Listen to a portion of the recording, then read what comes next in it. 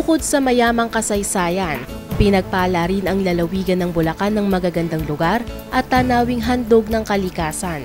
Dito sa lungsod ng San Jose del Monte kung saan matatagpuan ang mga bulubundukin at iba't ibang uri ng anyong tubig, makikita ang ipinagmamalaking Kaytitinga Falls.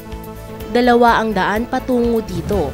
Una ay kung aakyat ka sa Dantes Peak, na isa sa ipinagmamalaking tourist destination sa nasabing lungsod, kung saan matatanaw ang buong Bulacan at ang Kamaynilaan. At ikalawa ay ang paglalakad sa mismong batis patungo dito.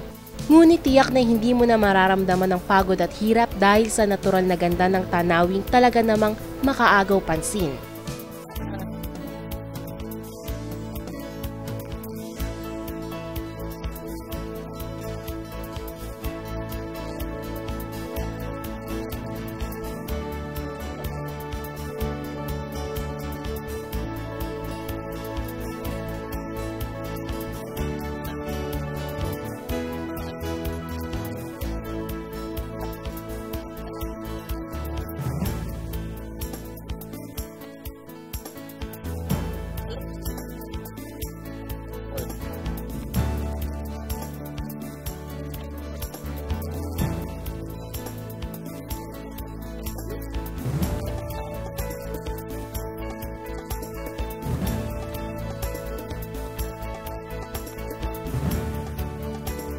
Animoy 3 palapag na talon ang sasalubong sa pagbisita dito.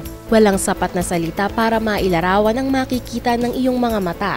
Sariwang hangin at tubig ang papawi ng lahat ng pagod na iyong nadarama.